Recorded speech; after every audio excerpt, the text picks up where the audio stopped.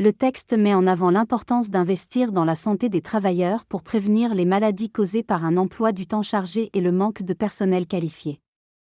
Il souligne le besoin de briser les tabous, tels que la ménopause au travail, pour le bien-être de tous. Des initiatives encourageant l'activité physique, la communication ouverte et la gestion du stress sont préconisées, notamment à travers des programmes universitaires axés sur la santé en milieu professionnel. Le global de la promotion de la santé en entreprise vise à réduire l'absentéisme et les coûts liés à l'incapacité de travail. Le texte met également en lumière l'importance de faire évoluer les mentalités et d'adapter les offres de santé aux besoins des individus. Sur le campus universitaire, une offre de santé spécifique aux femmes, en particulier celle en période de ménopause, suscite un grand intérêt. En Allemagne, le sujet de la ménopause reste souvent tabou, mais ailleurs les mentalités évoluent. Sarah, âgée de 42 ans, se sentait dépassée par les bouleversements hormonaux liés à la ménopause. Son travail et sa vie familiale étaient impactés, mais le sujet restait tabou, même pour son mari. La méconnaissance et le manque de soutien conduisent de nombreuses femmes à démissionner ou à s'absenter du travail à cause des symptômes handicapants de la ménopause. Dans une banque au Royaume-Uni, une prise de conscience a eu lieu et des actions ont été mises en place pour soutenir les employés en période de ménopause, y compris des consultations spécialisées en ligne. Sarah, qui a bénéficié de ce soutien, est devenue une avocate de la ménopause et travaille à sensibiliser sur le sujet. Le chemin vers la visibilité et la prise en charge des femmes en période de ménopause est encore long, mais des progrès sont en cours. À l'université de Magdebourg-Stendal, on finalise les préparatifs pour le festival organisé par les étudiantes et les futurs responsables de la santé. Est de sensibiliser de manière concrète et vivante sur la santé à travers des activités ludiques et des ateliers.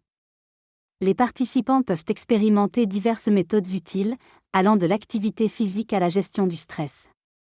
Le festival propose des activités fitness, des informations sur la santé, et encourage un mode de vie sain pour les étudiants, le personnel et la communauté locale.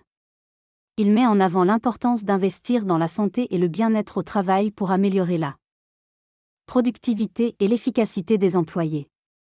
Le traitement de la ménopause au travail est également abordé, avec des initiatives en Grande-Bretagne pour accompagner les femmes à travers cette phase de vie. Des aménagements simples, tels que des horaires souples ou un accès à des douches, sont recommandés pour faciliter cette transition professionnelle. Deborah Garley, fondatrice d'une plateforme pour les femmes de plus de 50 ans, milite pour la reconnaissance de la ménopause en milieu professionnel. Elle encourage les entreprises à s'adapter aux besoins spécifiques liés à cette période de vie et propose un label qualité pour celles qui s'engagent à soutenir les femmes ménopausées au travail. Cette approche novatrice en matière de santé au travail gagne en popularité à l'étranger, soulignant l'importance de prendre en compte les conséquences économiques et sociales de la ménopause dans le milieu professionnel. La soirée de remise des prix de l'entreprise la plus soucieuse de ses salariés approche, mettant en avant les progrès réalisés en matière de santé et de sécurité au travail.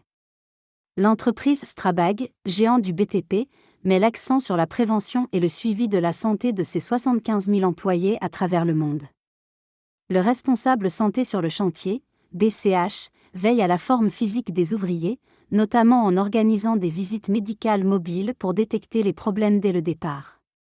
Le suivi médical et la prévention des blessures, notamment du dos, des muscles et des articulations, sont au cœur des actions menées pour assurer le bien-être des travailleurs. Malgré les défis liés au manque de temps et à la culture du secteur du BTP, les efforts sont déployés pour sensibiliser les ouvriers à prendre soin de leur santé physique et mentale. Lors de la visite suivante, Florian a exprimé le besoin de mieux résister à la pression. Le responsable santé lui a recommandé de pratiquer des activités physiques sur le chantier.